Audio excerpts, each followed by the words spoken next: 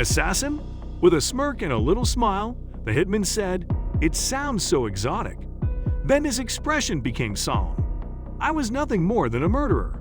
Richard Kuklinski, often known as the Iceman, was found guilty of killing 6 people, but claimed to have killed hundreds more. Was the Iceman killer, however, a serial liar or one of history's worst mass murderers? Before we start, can we get this video to 1,000 likes?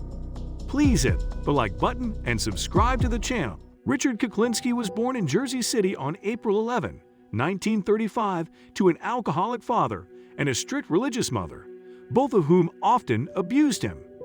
Kuklinski's older brother, who authorities say tumbled down the stairs, died as a result of his father's beatings. Kuklinski returned the brutality he had received to the world. He tortured and killed stray animals and dogs in the neighborhood. The juvenile misanthrope grew to be a colossus, standing 6 feet 5 inches tall and weighing about 300 pounds. Richard Kuklinski became connected with the mafia in the 1950s. He morphed into an all-purpose criminal, trading illegal pornography, arranging robberies, and thrashing individuals who the mob thought ought to be warned. Kuklinski wasn't a professional assassin at the time, but rather a hobbyist. But all of that was about to change. Kuklinski's name became known among organized crime's elite, particularly the renowned DeCavalcante family, who recruited him for his first major gang homicide. He threw himself into his new job with zeal, committing extracurricular murders for research. In 1954, he began making regular journeys from New Jersey to New York City, looking for victims on Manhattan's Upper West Side.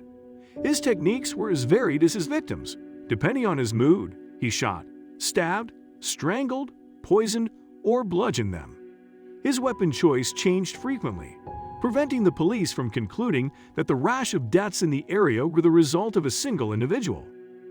Kuklinski proceeded to carry out Dinmio and the Gambino's assignments, and his readiness to kill without hesitation alarmed even his criminal associates, who began to refer to him as the devil himself. He only had 2 rules in his life: no girlfriends and no children. Anything was fair game after that. Richard Kuklinski recalls preparing to kill a man who was begging and asking for his life on one occasion. Kuklinski advised the man he could pray to God for 30 minutes to see if God would intervene.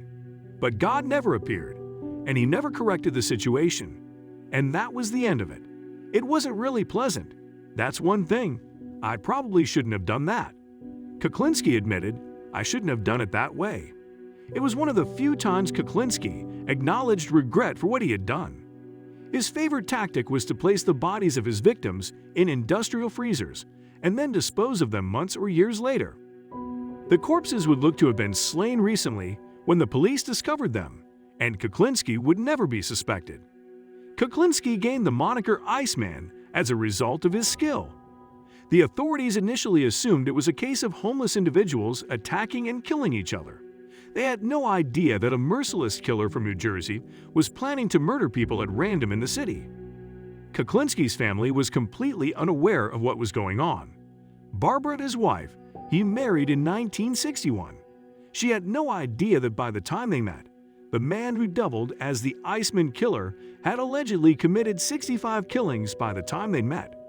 They had 3 children together and were the ideal, all-American family to their suburban New Jersey neighbors. They had a comfortable lifestyle. The children attended prestigious private schools, and the family enjoyed backyard barbecues by the pool and holiday excursions to Disneyland. Every Sunday, Kuklinski served as an usher at Mass. Barbara had no idea what her husband had done to break the law when the cops finally caught up with him. He did, however, have a temper, which she was aware of. Richard Kuklinski had terrible days, and when he was out of sorts, he was aggressive, hitting Barbara so hard that she broke her nose. He was notorious for leaving bruises. Richard Kuklinski maintained his family man persona for 25 years by compartmentalizing his life. After 25 years as a mafia hitman, Kuklinski launched his own crime organization in the 1980s, and he began to make mistakes. Phil Salamine, a local mafia figure and Kuklinski's closest buddy, was his undoing. Salamine assisted the ATF in a sting operation and introduced Kuklinski to ATF agent Dominic Polifrone as a potential client. Paula Frone approached Kuklinski with a job offer and then recorded Kuklinski's promise to murder for money. The Iceman's journey has come to an end.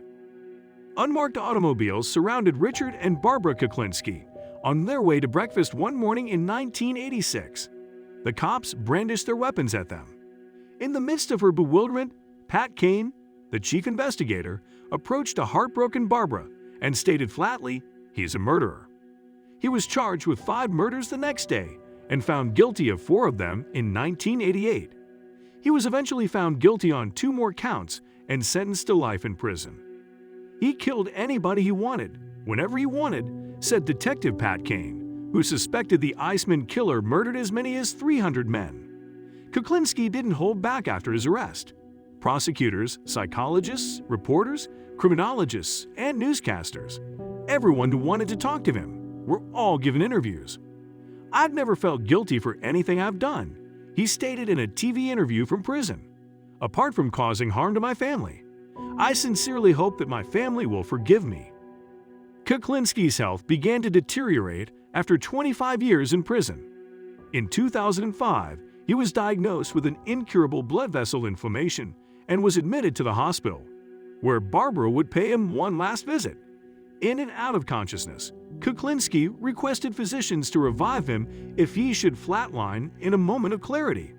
Barbara, on the other hand, signed a "do not resuscitate" form on her way out. They called her a week before he died to check whether she had changed her mind. She hadn't done so. The infamous Iceman killer Richard Kuklinski died on March 5, 2006.